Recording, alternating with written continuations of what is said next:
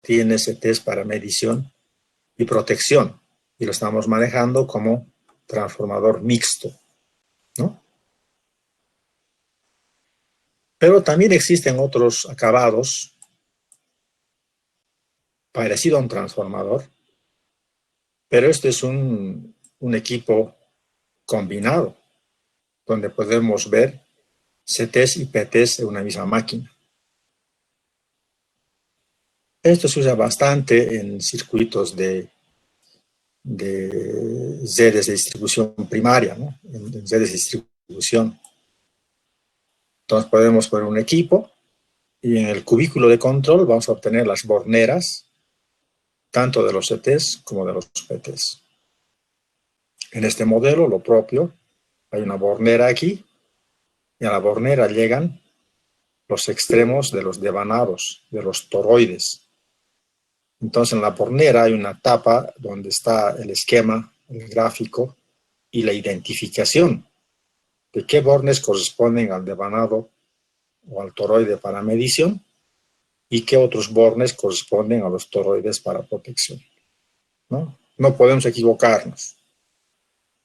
Y también vamos a ver que los toroides de fábrica vienen cortocircuitados, ¿no? Es importante ese tema. Los CTs deben estar cortocircuitados o conectados a una carga de baja impedancia, como son los amperímetros, como son los relés, ¿no? Tienen impedancias muy bajas, ¿no? Tendientes a cero, o mejor tenerlos cortocircuitados. Ese tema es muy importante. Normalmente se comete una serie de errores por obviar este tema. Vamos a ver un gráfico, por ahí creo que hay. Aquí, por ejemplo, ¿no? Aquí tendría que haber un puente, un cortocircuito, si no queremos dañar al CT. O conectar un amperímetro, ya que ese tiene una impedancia muy baja, hace las veces también de cortocircuito, ¿no? Lo mismo en el CT de protección. O los cortocircuitamos o los cesamos a través de un relé. Lo importante es que no estén abiertos los bordes del devanado, ¿no? Es importante que aquí tengamos un cortocircuito o cesemos el circuito a través de un equipo de protección o a través de un amperímetro si es que es un CT de medición. Eso es muy, muy importante. Y podemos también tener unos CTs muy comunes en la industria. Muchos de ustedes deben tener en su casa una pinza amperimétrica, ¿no? Esta pinza, por ejemplo, también es un reductor de tensión a través de campos magnéticos. Es suficiente hacer pasar por este orificio el conductor. Ese conductor hace las veces de devanado primario y en este camino hay un núcleo, circuito magnético, y por aquí debe haber un devanado ligado a un circuito y a un display, ¿no? Entonces podemos ver a través de la lectura qué corriente pasa por el cable que estamos abrazando. Entonces ese también es un CT. Entonces, noten que hay diferentes versiones de CTs. Uno tiene que elegir en función a sus instalaciones. Hay CTs para instalar en intemperie, como es este modelo de una subestación de potencia, o hay CTs que se tienen que instalar en interiores, ¿no? En casetas, en cubículos, donde no haya ingreso de humedad. Entonces la instalación, la precisión, la clase de exactitud, las características nominales del CT responden a las necesidades de instalación. Hemos hecho bastante hincapié en este tema del CT, porque realmente es el elemento que más detalle, que más concentración requiere. no tanto como el PT, ¿no? El CT tiene mayor exigencia en cuanto a su especificación. Luego tenemos que identificar los CTs desde el punto de vista de la reluctancia. Ya vamos a ver, por ejemplo, que hay CTs de alta reactancia y hay CTs de baja reactancia. Esto está relacionado con la forma constructiva de los CTs. Si tenemos una carga muy ligera, muy pequeña, por ejemplo, es posible que el valor referido sea muy imperceptible. Por tanto, habría que usar un CT de alta reluctancia. Si la carga es significativa, no hay riesgo de error, entonces podemos comprar un relé de baja reluctancia. Si hacemos una representación constructiva, en el caso de la pinza, por ejemplo, si hacemos que la corriente, vamos a cambiar de color,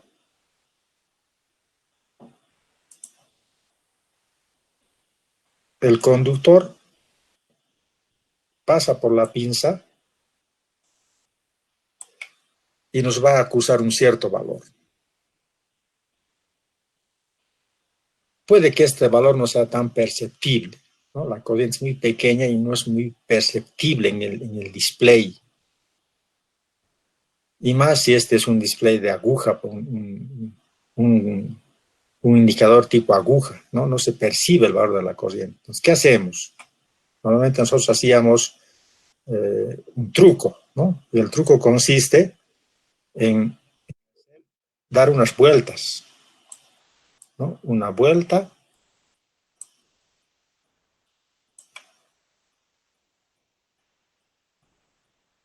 Entonces, la lectura que tengo aquí, debo dividir entre 2, ¿no? Si marca 2 amperios, quiere decir que está yendo 1 amperio por el circuito.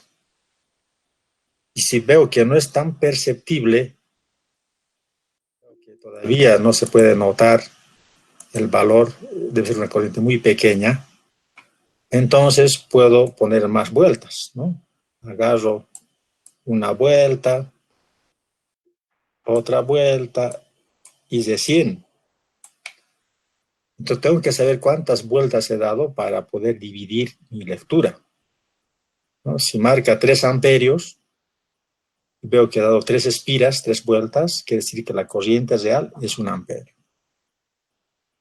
Entonces estamos tratando aquí de alterar la reluctancia, ¿no? Si ponemos varias espiras, es un CT de alta reluctancia. Si ponemos menos espiras o directamente pasa el conductor por la ventana, en este caso pasa por este orificio, pasamos el conductor, es un CT de baja reluctancia. Ese mismo principio se está reflejando en estos conceptos, ¿no? Hay CTs de alta reactancia que nos permite ver constructivamente un enrollado en el devanado de la bobina primaria, ¿no? De ese modo se aumenta la sensibilidad y tenemos una reactancia diferente. Un CT necesario para proteger circuitos donde se tienen cargas muy livianas, muy pequeñas. Y si la carga es significativa, una barra pasante es suficiente como devanado primario. Por tanto, podemos usar CTs de baja reluctancia. En la especificación se tiene el CT tipo A, de alta reluctancia, A es de alta reluctancia, o del inglés H, height, ¿no? Elevada, alta reluctancia. O el tipo B, que es de baja reluctancia, o del inglés tipo L, que sería low, ¿no? Baja reluctancia también. Esos datos son importantes porque a la hora de comprar el CT vamos a tener que poner estas características. Si no ponemos las características, el fabricante nos va a vender el que tiene en su stock, ¿no?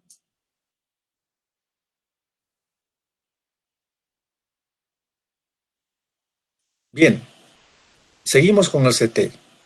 Un valor importante es conocer las veces que va a superar una corriente de cortocircuito a la corriente nominal de nuestro CT. Esas veces se llama factor de sobrecorriente.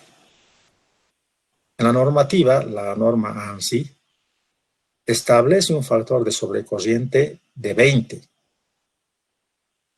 ¿no? Es decir, la corriente de cortocircuito tiene que ser 20 veces la corriente nominal de nuestro CT. Es así como se debe cuantificar, se debe dimensionar, mejor dicho, un CT.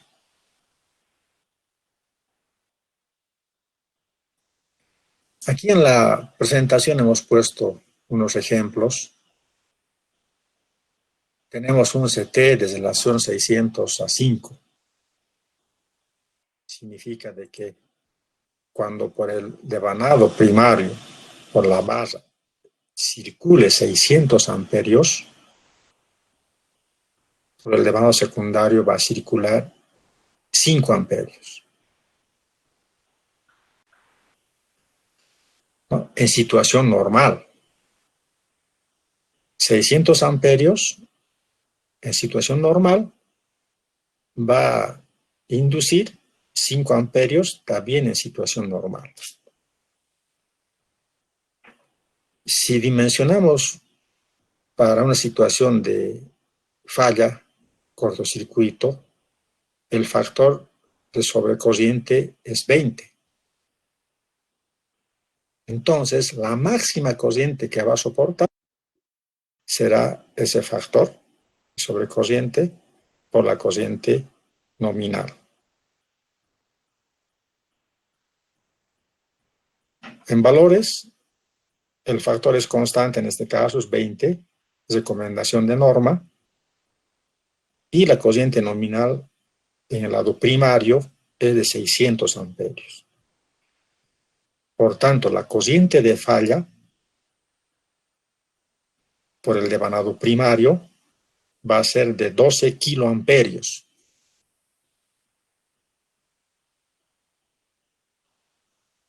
Eso es importante, ¿no? Entonces, el CT va a tener que soportar en situación de falla hasta 12.000 amperios.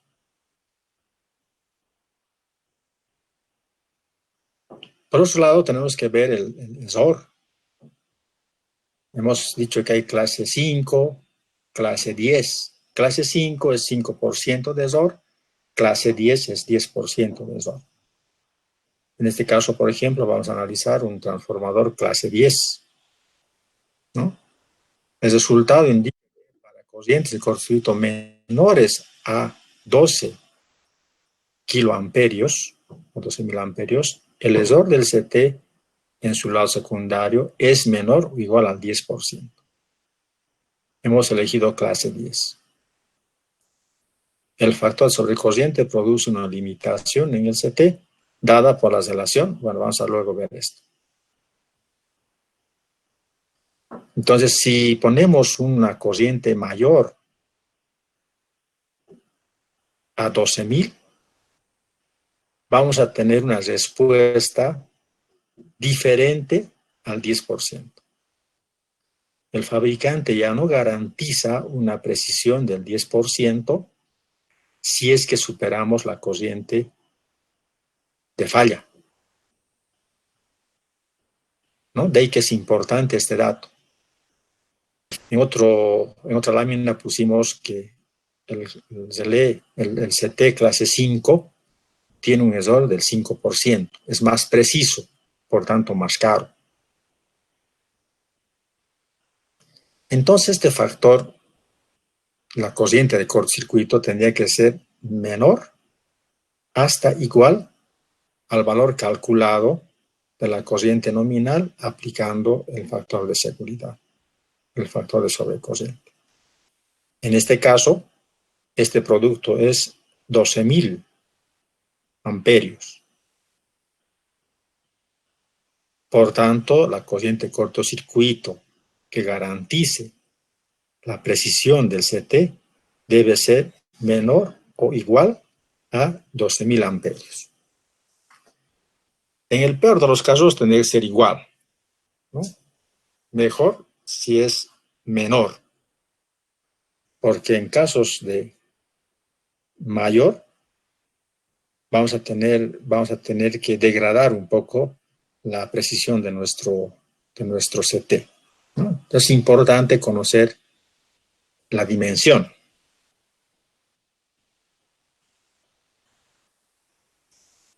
Ahí está otro ejemplo. Tenemos un CT de relación x a 5. X, bueno, depende, ¿no? Estamos viendo que la corriente en el lado primario va a ser 20 veces la corriente nominal.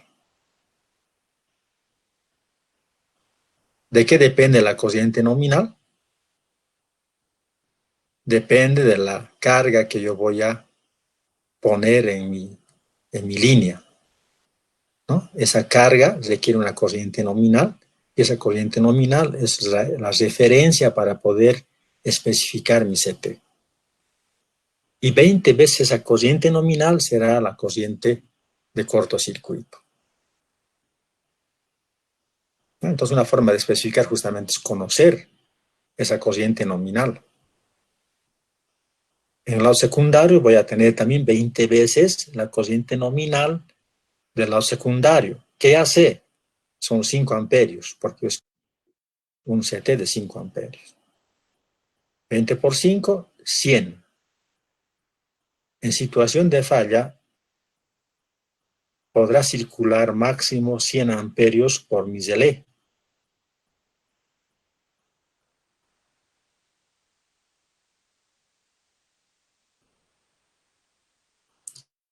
Si ponemos 100 de 100, ¿no? Importante no equivocarse. Este es un CT de protección. Por tanto, voy a tener que ligar aquí un relé de protección. No puedo aprovechar el circuito para poner en serie un amperímetro, ¿no? El amperímetro se va a quemar. Tengo que buscar otro CT tipo medición para poder conectar un amperímetro. Bien, entonces estos datos nos sirven para poder especificar nuestro CT. Entonces, la corriente en el secundario no debe pasar de los 100 amperios, ya que 20 por 5 da los 100.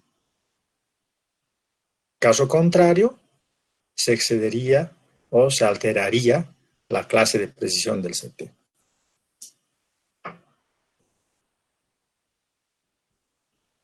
Entonces estamos especificando, por ejemplo, un CT 10H100. Aquí están las posibles combinaciones, ¿no? Tenemos primero la clase de precisión, 2.5, 5 o 10% de error, clase de precisión. Luego tenemos si es de alta o baja reluctancia. Y aquí está el famoso Burden, la capacidad de nuestro transformador. ¿Cómo elegimos? Es en función a un cálculo que se hace en base a la carga ¿Cuánta carga vamos a poner a nuestro CT?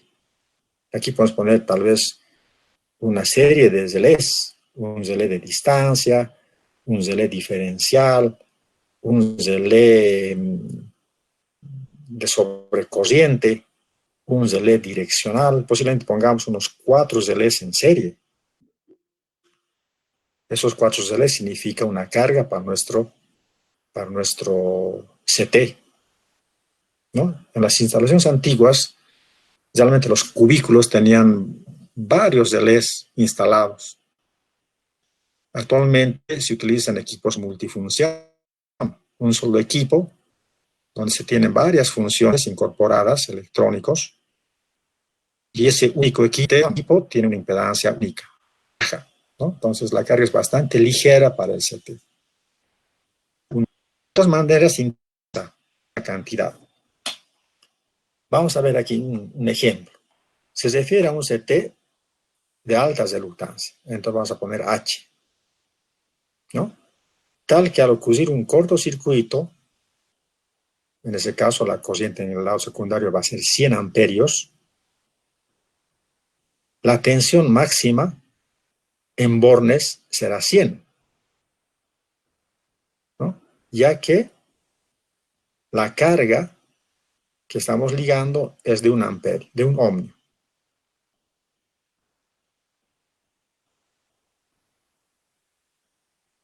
Entonces aquí vamos a tener 100 voltios. Si la carga es de 1 ohmio. Entonces vean que esos 100 voltios hay que escoger de este Burden. Aquí está. Voy a tener que comprar un CT 10H 100. Si yo veo que voy a conectar otro relé que también tenga una carga de 1 ohmio, entonces tengo una carga total de 2 ohmios.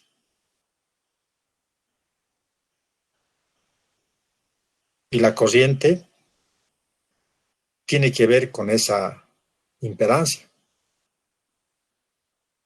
Por tanto, el valor de la tensión va a ser 200.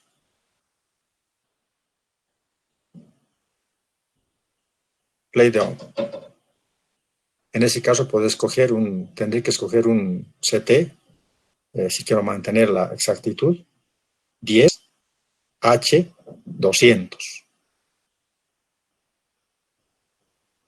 Entonces es importante conocer la capacidad. No puedo ser más caro a mi CT más allá de su capacidad nominal, porque estaría afectando a la precisión, a la exactitud de nuestro CT.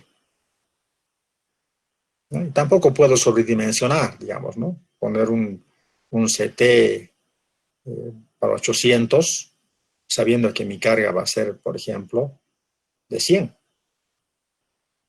Estoy sobredimensionando. Estoy poniendo un equipo muy grande, por tanto costoso, para una instalación menor.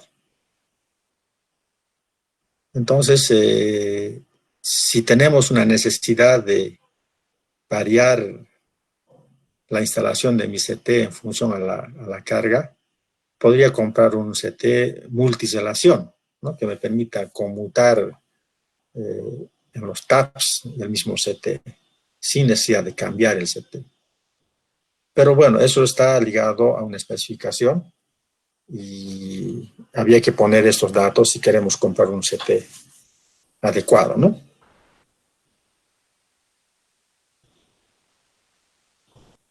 Y algo importante cuando calculamos la carga que se va a aplicar a un CT, no solamente interesa la carga, la impedancia del relé.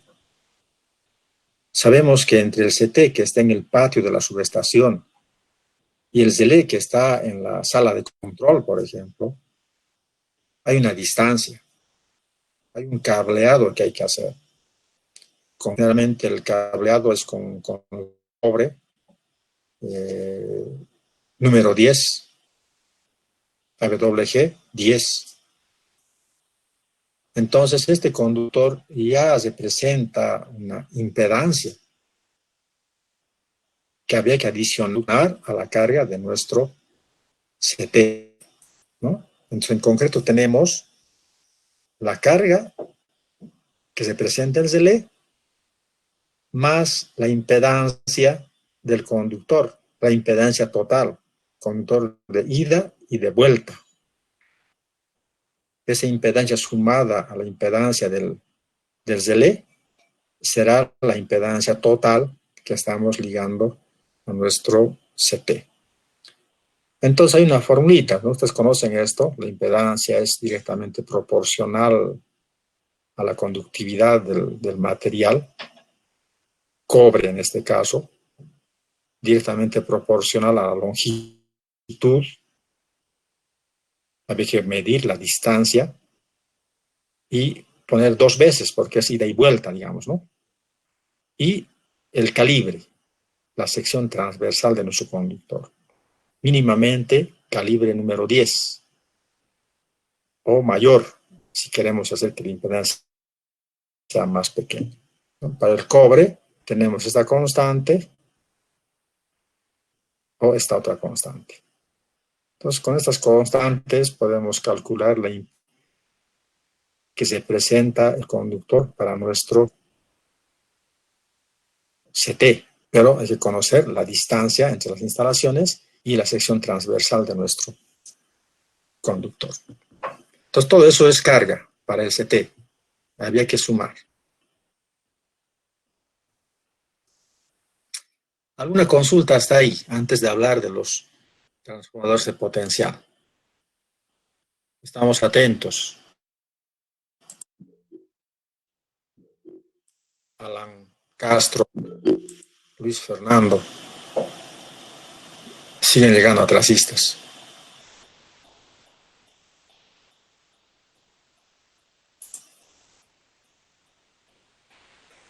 Donald Cejas, ¿cómo me está copiando?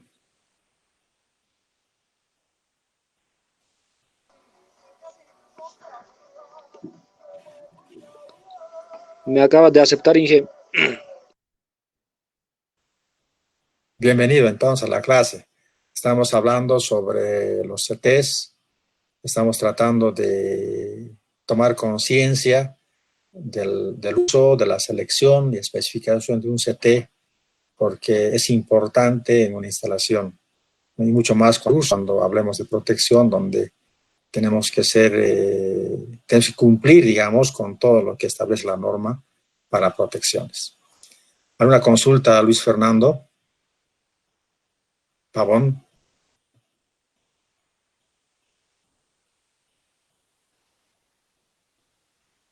¿Alguna inquietud? Gabriela Segales. No, Inge, está todo claro. Muy bien, entonces hablemos de los transformadores de potencial, de tensión, ¿no? También es un equipo importante en un esquema de protección, ya que en muchos casos requerimos identificar el sentido de flujo de la energía eléctrica. No solamente interesa ver la magnitud de la corriente, que podemos ver con un CT. El relé además algunos relés necesitan identificar el sentido del flujo de la energía eléctrica. Para eso requiere de un otro dato, ¿no? Ese otro dato lo va a obtener de un transformador de potencial. Lo mismo un relé de distancia, por ejemplo, para poder ver la distancia, para poder ubicar la falla, se realiza a través de un cálculo, ¿no? Calcula la impedancia hasta el punto de falla. Y para calcular la impedancia nos da, ¿no?, y la tensión. En este caso va a tomar la tensión de un PT y la corriente de un CT.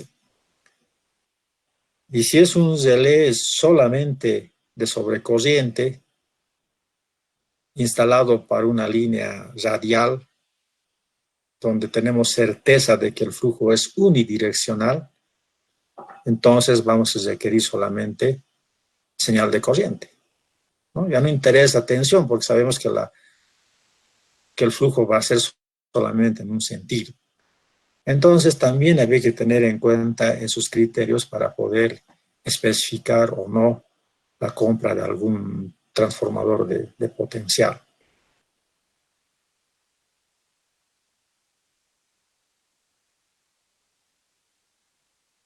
Entonces, alimentar la energía,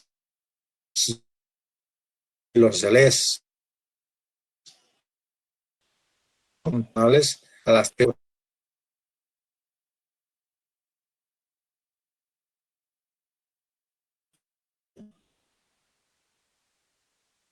por tanto, la misma.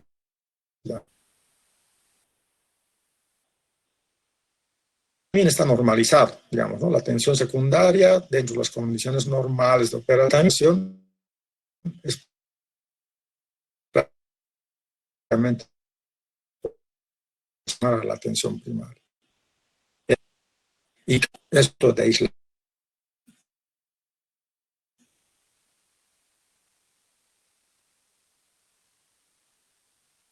entre el devanado primario, entonces, es el flujo magnético.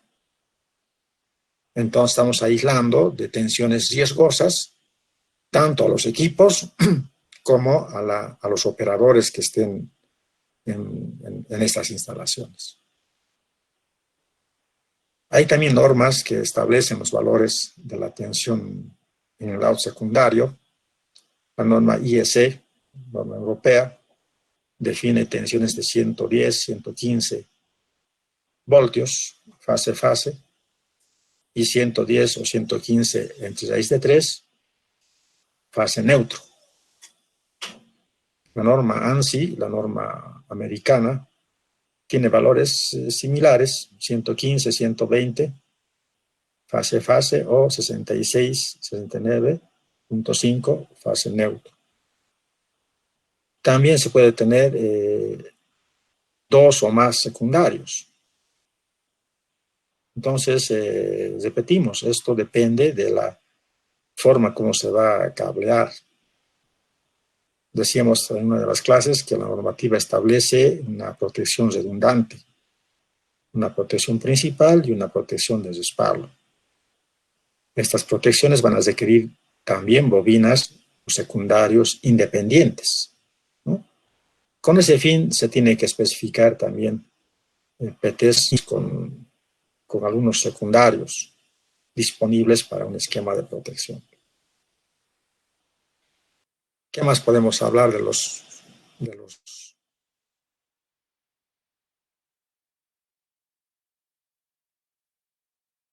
PTs?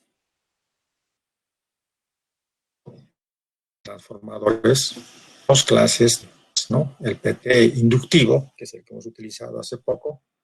Este es un PT inductivo, donde el devanado primario es un enrollado de una cierta cantidad de conductor eléctrico, y el secundario o los secundarios también son devanados, enrollados de conductores eléctricos. Y el nexo es un circuito magnético. Este es un PT inductivo.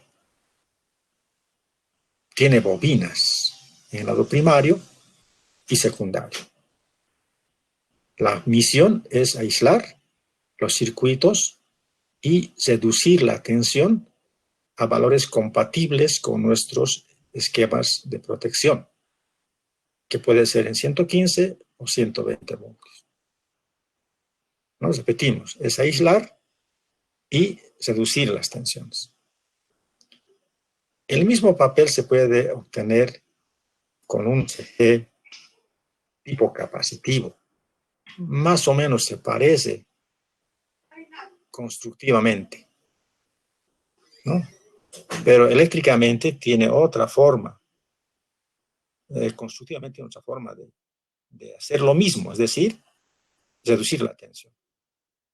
Tenemos una serie de capacitores en serie, aquí, y tomamos un punto intermedio para tener una tensión menor. Este es un divisor de tensión. Estamos reduciendo tensión de valores grandes, kilovoltios, a valores pequeños, voltios. El problema es que este no funciona por inducción. No hay una bobina en el lado primario.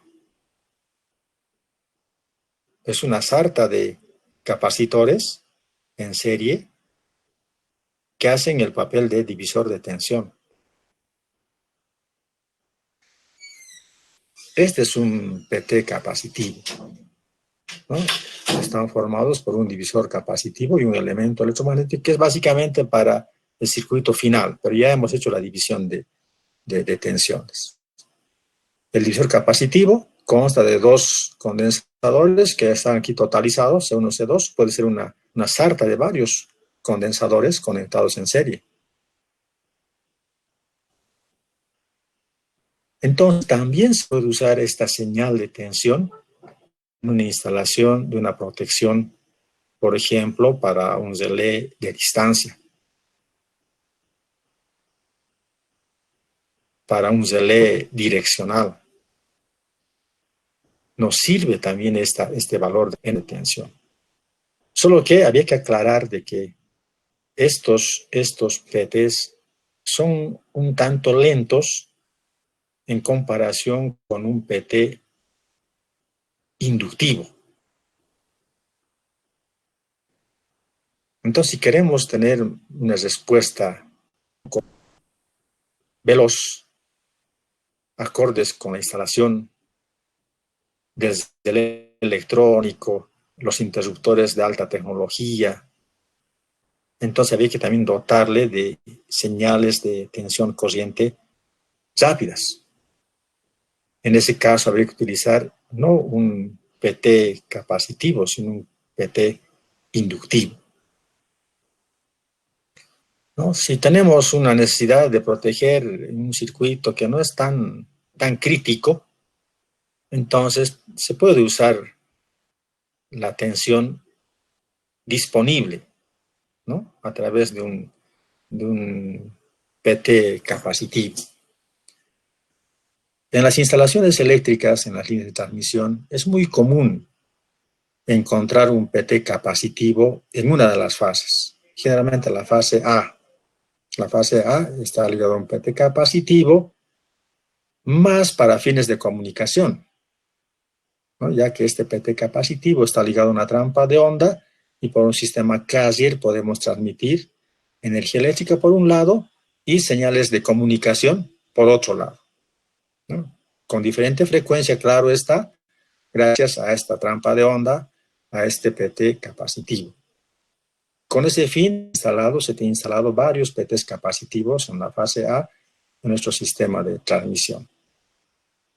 Esa tensión del PT capacitivo podemos usar también para instalar relés de protección, ¿no? Sin embargo, si queremos mayor selectividad, mayor velocidad en la protección, sería recomendable usar un PT inductivo. Bueno, espero que esté claro que ambos PTs sirven, pero depende mucho de la prestación que queremos darle a nuestro esquema de protección. Bien, entonces ya hemos visto los sensores necesarios para un esquema de protección. Ahora tenemos que identificar los circuitos, ¿no? Hay un circuito llamado de fuerza, que es aquella que lleva la corriente a la carga. Está ligado a la demanda. Son elementos que sirven, suministran energía al consumidor final. Entonces, por el circuito de fuerza, seguramente van corrientes mayores. Y también están ligados a están ligados a tensiones mayores, del orden de los kilovoltios. Por otro lado, tenemos que identificar los circuitos de mando, de control, donde las corrientes son menores. Estamos hablando de corrientes del orden de 5 amperios en el caso de protecciones, donde vamos a ligar una serie de accesorios, relés, algunas borneras, para poder establecer nuestro circuito de control. Vamos a requerir seguramente pulsadores, conmutadores, finales de carrera, algunas lámparas o focos o LEDs, digamos, para señalización. Uno ya ve la forma de poder hacer un esquema de protección bastante acabado, completo, para que facilite la operación de nuestro circuito, de nuestro esquema. Entonces es importante identificar estos dos circuitos y vamos a ver que el cableado puede ser de manera independiente o puede estar ligado al mismo circuito de fuerza. Mucho depende de los niveles de tensión. Un impedimento mayor es el nivel de tensión del circuito de fuerza.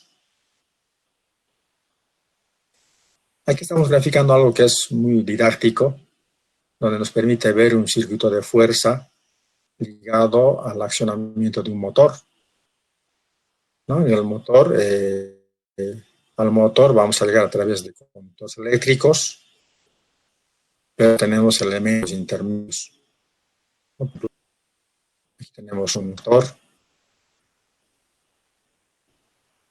Podemos utilizar algunos sensores de corriente para ver el estado de funcionamiento de nuestro transformador, ver, por ejemplo, la demanda, el consumo de energía de nuestro motor, mejor dicho, o finalmente ligar estos sensores de corriente a un esquema de protección, ¿no? Y opere, digamos, el esquema de protección en caso de falla.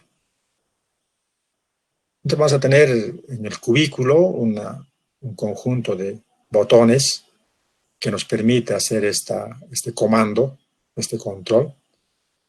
Y asimismo vas a tener un conjunto de indicadores de señalización a través de señales acústicas, una sirena, por ejemplo, o señales luminosas, LEDs, ¿no? De diferentes colores.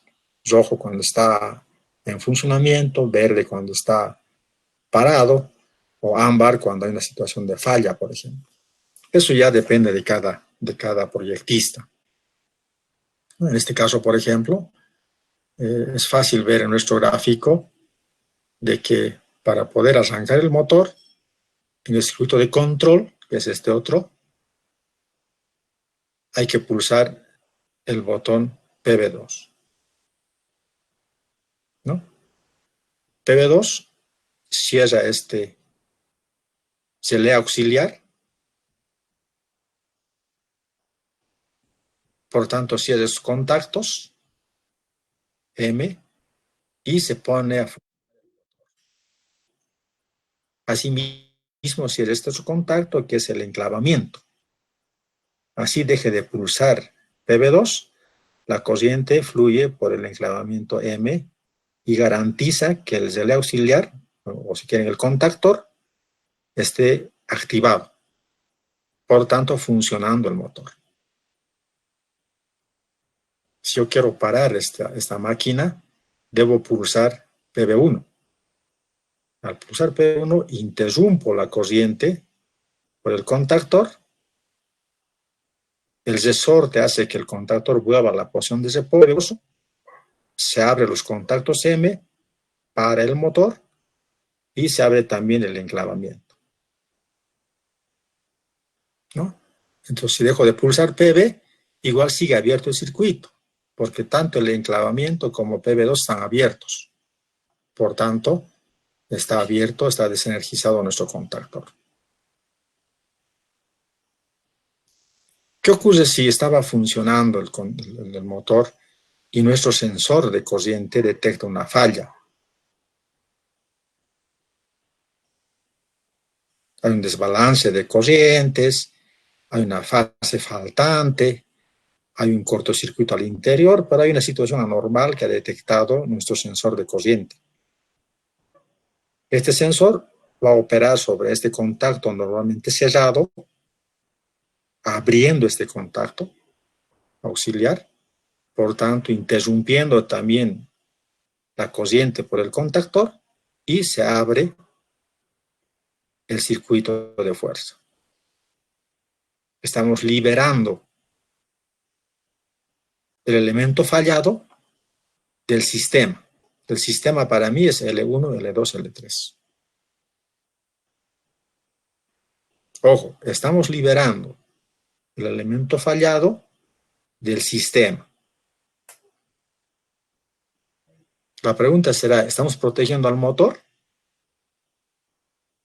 o estamos protegiendo al sistema? ¿Qué opinan ustedes? Alan Castro.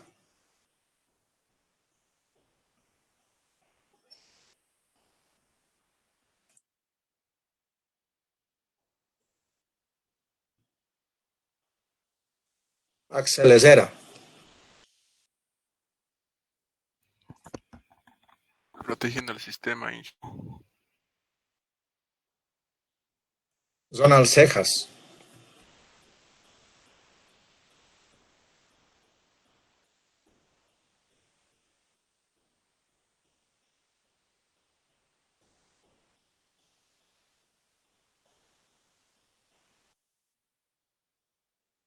Bien, entonces estamos protegiendo al sistema. Porque si no abrimos ese punto fallado, puede que se abra un elemento de protección que esté más arriba, en cascada, más arriba. Y juntamente con ese elemento de protección es posible que afectemos también a otras instalaciones. Entonces es importante en este caso que el elemento fallado sea aislado rápidamente. Esa es la función de un esquema de protección. En este caso, si no tuviéramos este esquema de protección, estamos confiando en que no va a fallar, hacemos el circuito de control, cerramos el contactor, y si hubiera falla, el contactor no va a operar. El contactor no es un elemento de protección, es un elemento solo de maniobra. Entonces va a tener que operar un elemento posterior, ¿no? Algún fusible, algún termomagnético que esté más arriba, ocasionando posiblemente interrupciones mayores. Ese sería un justificativo básico de un esquema de protección. Aquí en el circuito de control, observen que también tenemos otro pulsador. Este es un PVE que en muchos casos se recomienda y es una parada de emergencia, ¿no? Por ejemplo, en las gradas, en los aeropuertos van a ver esas gradas eléctricas. En un punto hay un botón. Esa es una parada de emergencia. Si es que hubiera algún problema con alguien que está en las gradas y necesitamos parar la escalera porque si no puede haber un accidente, pulsamos el botón de emergencia, ¿no? La paramos. Y así en muchas otras instalaciones industriales, algún taller, una sierra, etcétera, debe tener esta lógica, ¿no? Por eso decía que el esquema de protección ya depende de cada quien. Si hay alguien que vela por estos criterios de seguridad, por ejemplo, va a tener que poner un pulsador de emergencia. Si hay alguien que no le interesa mucho ese detalle o quiere abaratar la instalación, va a obviar este pulsador de emergencia, directamente va a poner un pulsadorcito de arranque o de parada en el cubículo del motor, ¿no? En algún lugar. Entonces, la instalación, la sofisticación, la protección, depende de la importancia que se tenga en la instalación. Entonces, repetimos, no hay una receta. Aquí está el mejor criterio del proyectista de dotarle, digamos, todas las facilidades de operación y protección de un sistema de protección. No sé qué tengo aquí, vamos a ver, estoy viendo una carita feliz.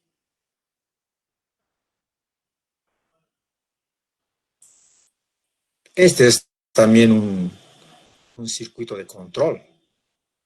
Ya es un interruptor, donde notarán que hay una serie de llaves, conmutadoras de triple posición, contactos auxiliares. Aquí tenemos el circuito de fuerza, que también está ligado con contactos auxiliares de nuestro esquema de protección. Hay una serie de enclavamientos debidos, por ejemplo, a presión. Aquí unos contactos auxiliares que vienen de un relé de presión, de un interruptor. Hay bobinas de apertura-cierre del propio interruptor. O sea, este esquema que es de un interruptor tiene que ser conocido y analizado para poder armar nuestro esquema de protección. Hemos rescatado este gráfico de un interruptor de media tensión, donde, a ver, en otro momento lo vamos a ver cuando estemos ya viendo el cableado de un interruptor, de cómo debe operar. Solamente aquí tenemos acceso al interruptor a través de unas borneras, ¿no? Las borneras nos permite llegar. Aquí tenemos, por ejemplo, borneras, ¿no? Estas borneras tienen que ir a un sensor de presión, presostatos. Aquí estos tienen que ir a una llave. Esa llave es una llave de doble posición para hacer una operación local o remota de nuestro interruptor. Entonces, por un lado podemos establecer corriente por este ramal, si es un comando local.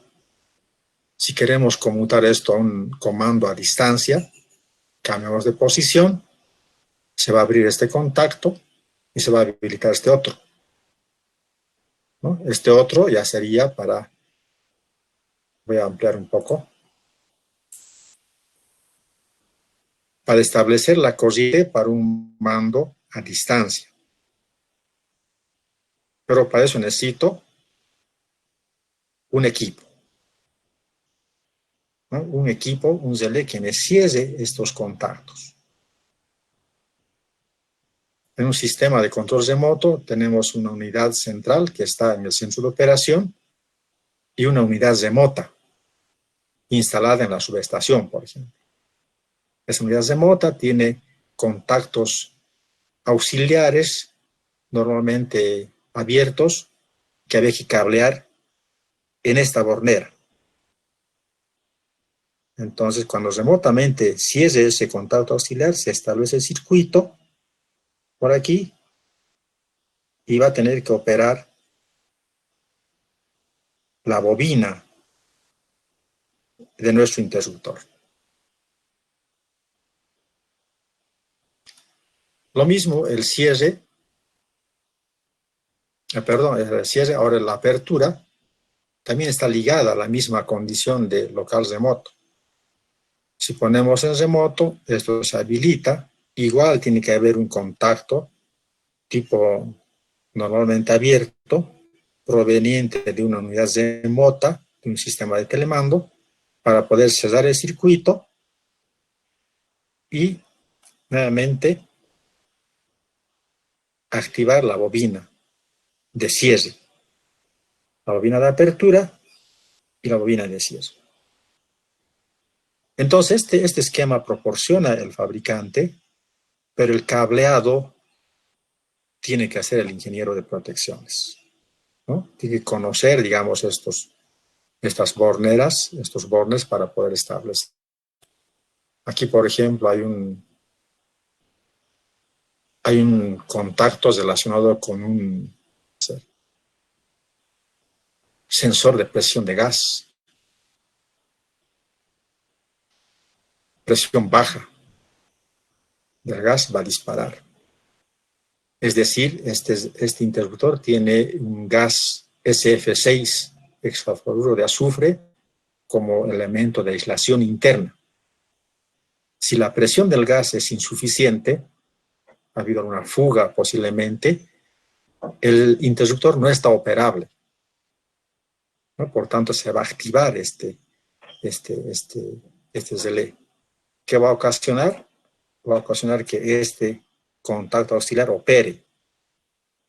Y al operar este contacto auxiliar, se va a bloquear el interruptor.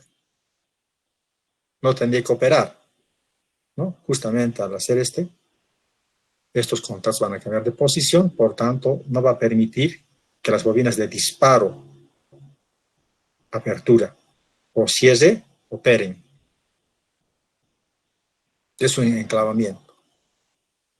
Hay otros también. Noten que estamos trayendo presión de los interruptores. Son contactos auxiliares del interruptor,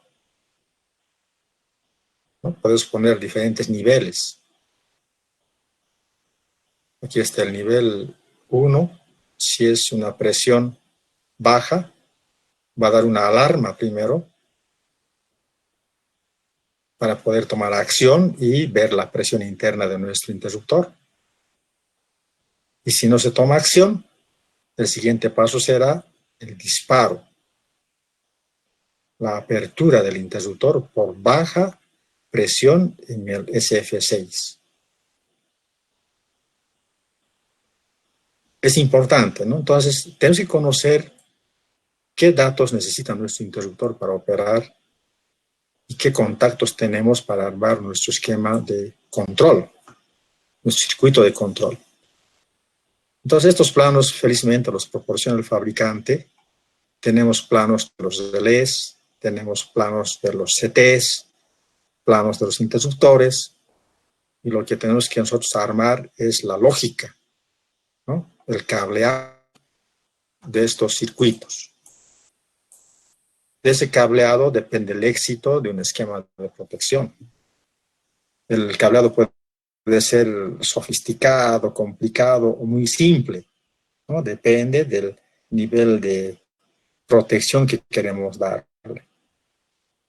Tal vez podemos obviar algunos contactos auxiliares porque no vemos interés o no tenemos las señales, etcétera. Podemos estar poniendo en riesgo posiblemente una situación de funcionamiento anormal, ¿no? Es importante tener, por ejemplo, señales de la presión del SF6 para tener certeza de que ese interruptor está disponible, está operable. Caso contrario, estamos trabajando a ciegas, ¿no? No sabemos si está operable o no. Por ahí justo cuando necesito que opere, no va a operar porque está mal el SF6, no hay la suficiente presión. Como no tenía cableado los sensores, no me di cuenta.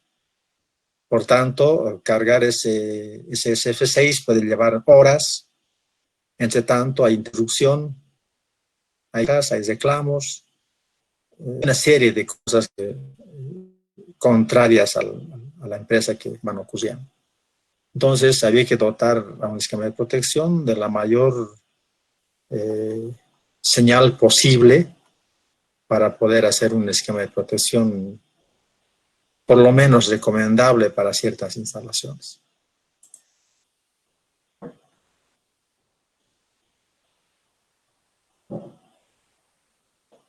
Bien, entonces ya estamos ahora tratando de ver estos elementos importantes en los esquemas de mando.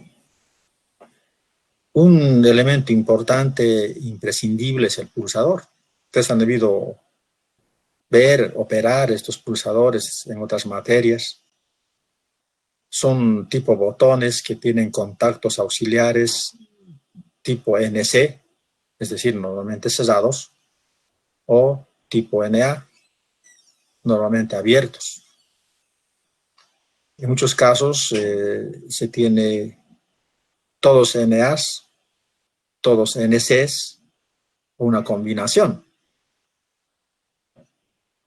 En otros modelos, además de estos contactos NA o NC, podemos tener también un LED señalizador de que se está pulsando o se ha pulsado el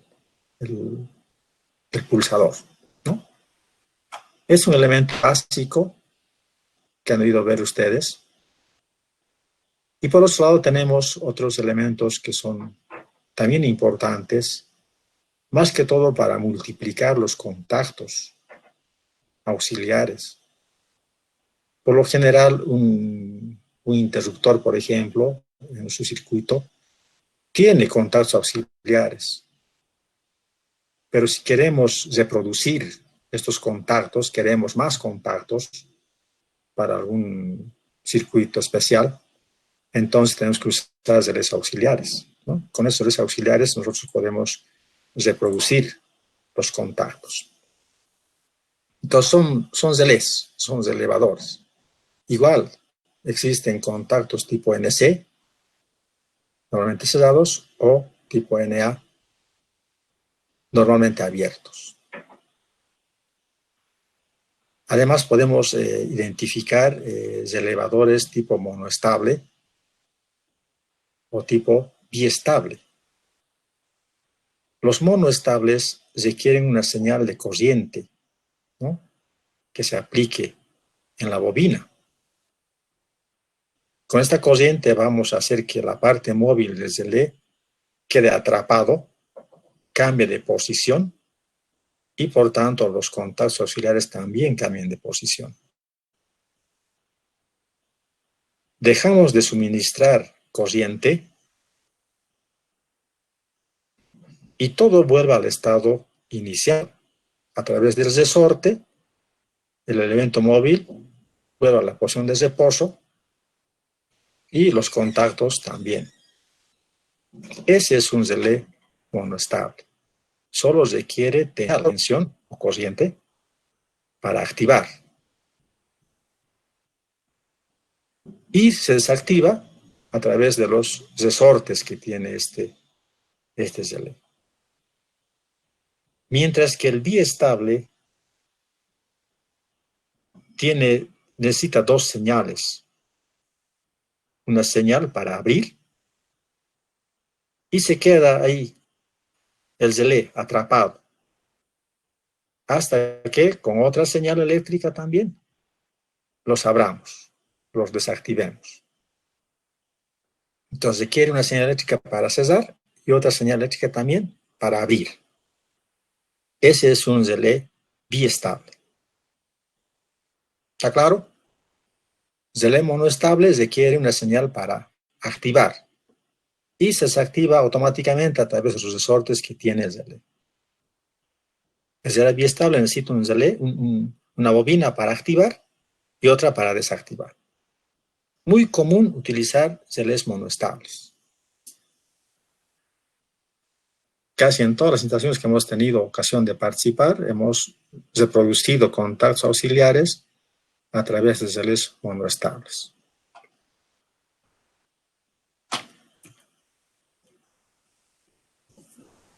El temporizador, otro elemento importante. A veces queremos dar un cierto tiempo para coordinar, digamos, algunas acciones en los relés, en los circuitos de control, y podemos utilizar temporizadores. Los temporizadores también han ido evolucionando. Al principio se tenían temporizadores tipo relojería, ¿no?, con un mecanismo. Después han aparecido los temporizadores tipo neumático, una especie de fuelle que a través de un orificio permitía más o menos acceso de aire para poder temporizar una acción. Luego han aparecido algunos temporizadores a través de componentes electrónicos discretos. Ustedes saben que un capacitor puede cargarse y descargarse a través de una resistencia. Y la constante de tiempo, tau, depende de la capacitancia y depende de la resistencia. Entonces, con estos dos elementos podemos también retardar alguna señal. Podemos temporizar, ¿no? Y últimamente los temporizadores están ligados a contadores. Ya estamos hablando de electrónica digital, ¿no? Ponemos un contador y ese contador hace que estemos demorando también en algunos segundos un proceso.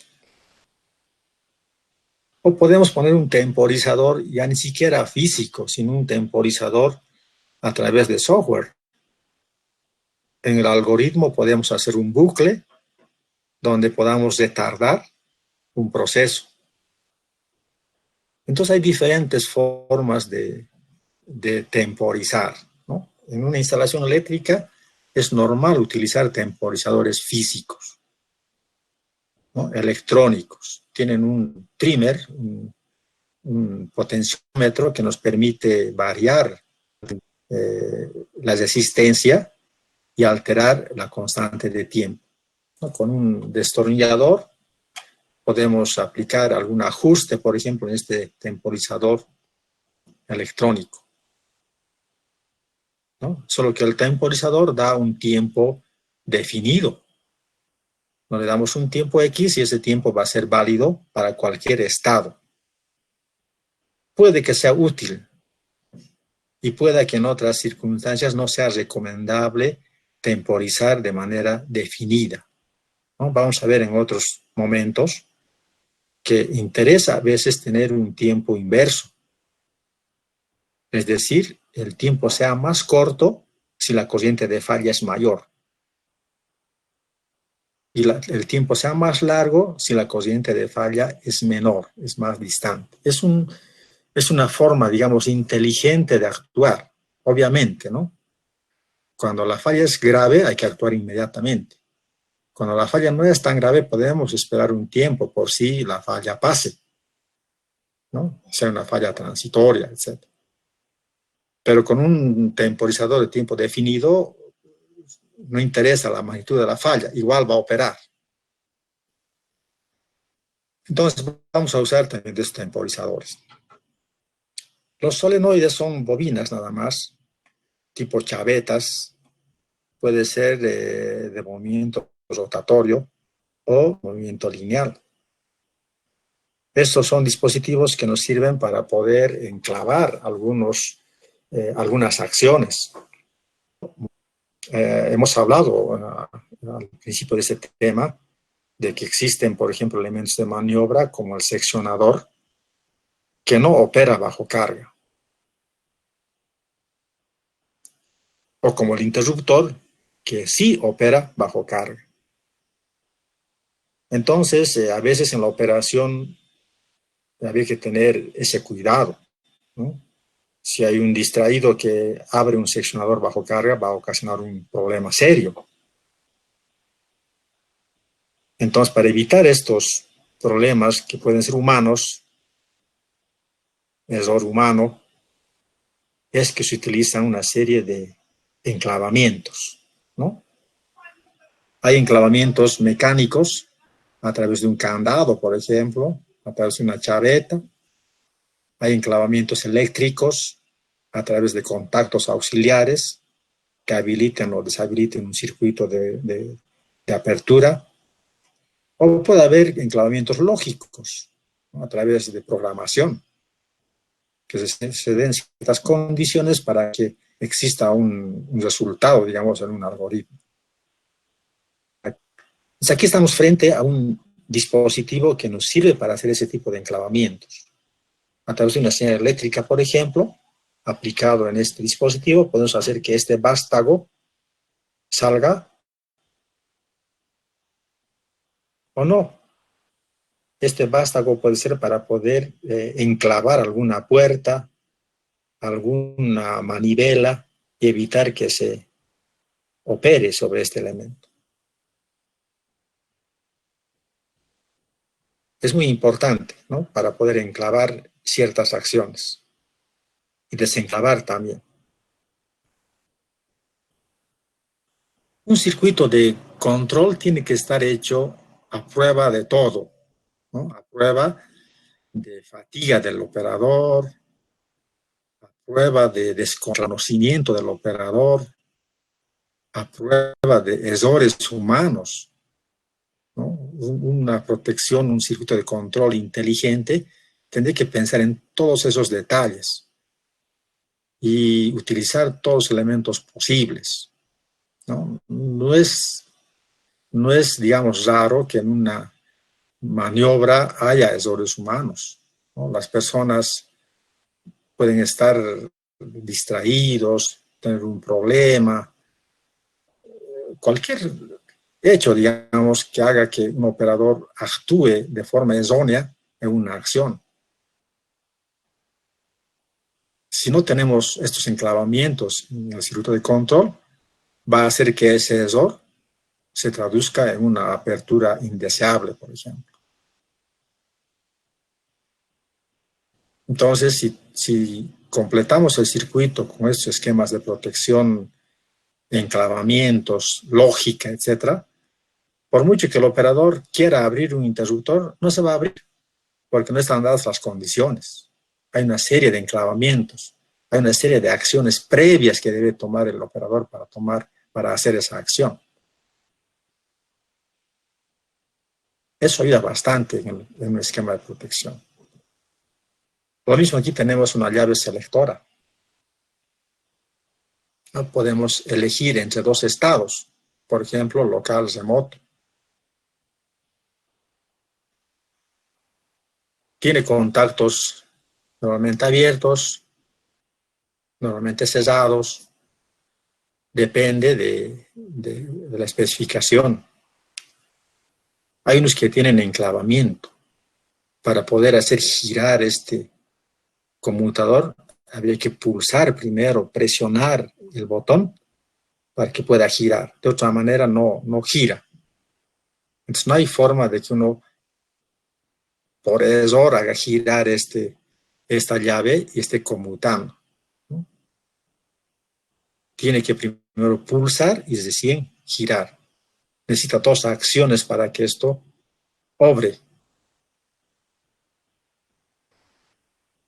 Luego se requieren finales de carrera. Un final de carrera generalmente está en los seccionadores, ¿no? Cuando estamos abriendo un seccionador, ¿cuándo vamos a dar por hecho de que está abierto o de que está cerrado?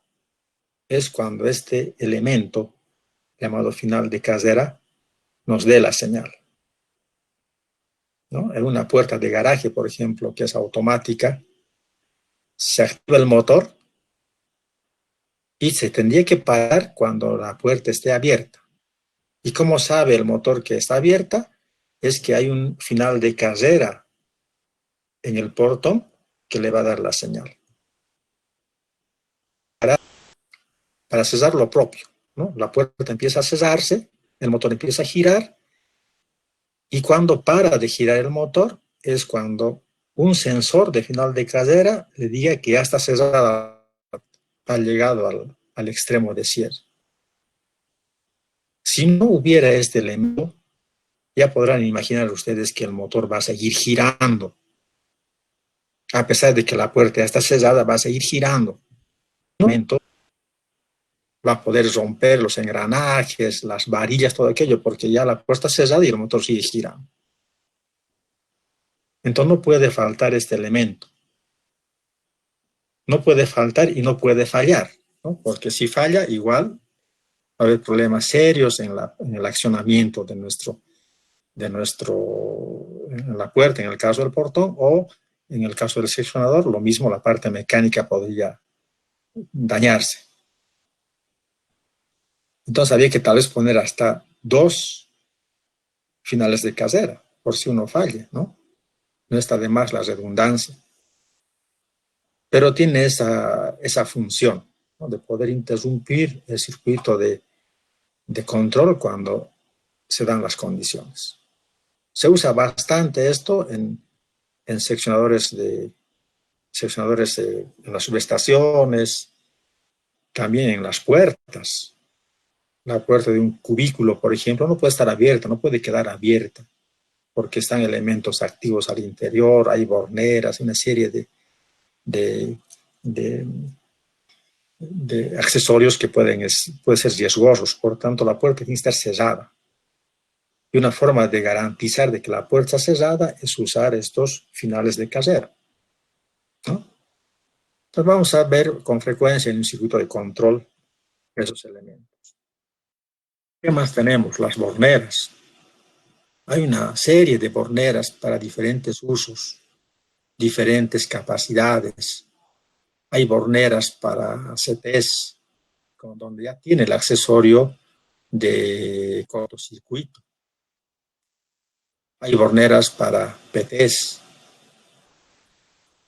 Entonces, estas borneras son las fronteras, diríamos así, entre los cableados. El cableado del interruptor con el cableado de los relés. Es a través de borneras, ¿no?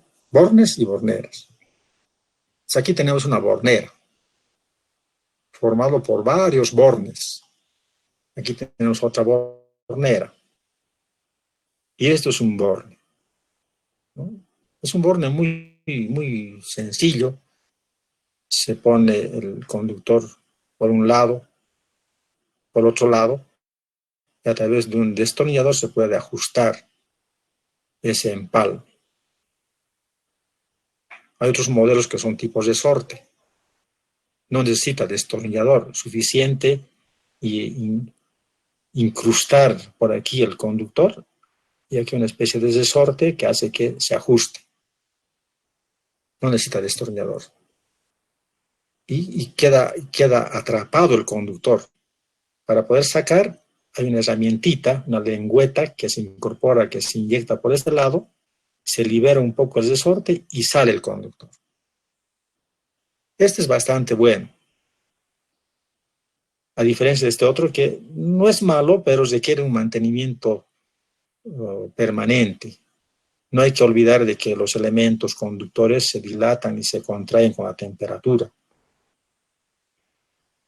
Y a la hora de hacer el ajuste es posible que estemos en una situación de conductor dilatado, ¿no? En otro momento se contrae y puede quedar algo flojo el ajuste, el empalme.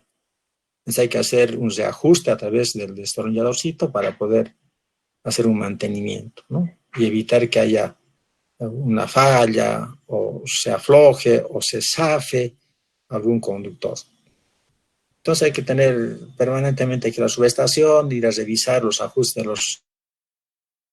de los tornillitos para evitar que esto ocurra. Este otro no. El resorte automáticamente va presionando al conductor y no hay opción de falla, ¿no? A no ser que yo introduzca la lengüetita y saque a propósito el conductor. Aquí está el detalle de la lengüeta, ¿no? Con esa lengüeta puedo liberar un poco el resorte y se zafa el conductor. Son técnicas, son tecnologías, entonces uno ya va adquiriendo alguna experiencia en esto y puede ir comprando algún tipo de bornera en función a su requerimiento o finalmente en función a la disponibilidad en el mercado, ¿no? No siempre hay. ¿Qué más? Tenemos que dotar de una serie de sensores para poder ver la presión del SF6, por ejemplo, sensores para ver la temperatura de los equipos. En el caso del transformador es importante conocer la temperatura del devanado, la temperatura del aceite, y requerimos de sensores. La presión del aceite al interior, el nivel de aceite, el contenido de humedad, todos esos sensores son bienvenidos, digamos, en una instalación de una protección. O usar transductores. Un transductor, como ustedes saben, es un dispositivo que transforma una magnitud física en señal eléctrica. La magnitud física puede ser temperatura, puede ser alguna señal de gas, algún nivel, algún parámetro físico que queremos llevar a una señal eléctrica. ya que esta señal eléctrica podemos incorporar a nuestro esquema de telemando, ¿no? Si queremos saber cuál es el nivel de temperatura en un transformador que está instalado a varios kilómetros, no necesitamos ir a la subestación. Solo necesitamos ponerle un sensor, acoplarle a un transductor, y el transductor nos da la señal eléctrica que podemos traducir en un equipo de telemando y ver a distancia estos parámetros físicos. Entonces los transductores son importantes y vamos a ver bastantes también en una instalación eléctrica. La salida de un transductor puede ser analógica, nivel de tensión o corriente. Hay transductores que son de 0 a 1 miliamperio, 0 a 10 miliamperios. Hay otros que son de 4 a 20 miliamperios. 4 sería el estado límite inferior y 20 miliamperios sería el límite superior. Lo mismo hay señales analógicas que son relacionadas con la tensión, ¿no? 0 voltios hasta 5 voltios principalmente. O podría haber señales de salida digital, ¿no? Solamente son estados. Abierto, cerrado. On, off. 1, 0. No da valores intermedios. Entonces, vamos a tener que identificar estos elementos en un esquema de control, de protección. Bien, creo que hasta ahí hemos llegado. ¿Alguna consulta, alguna inquietud que tengan de parte de ustedes? Estamos atentos.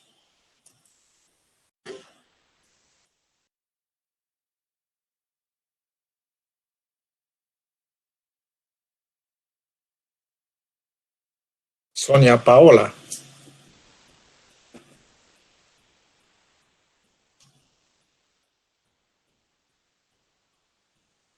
Wilson Terán. ¿Alguna consulta, alguna inquietud que tengan?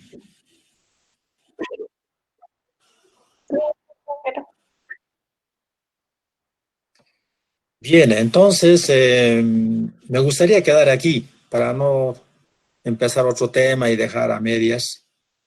Por favor, no olviden revisar el Classroom, ahí les voy a poner toda la información que requieran.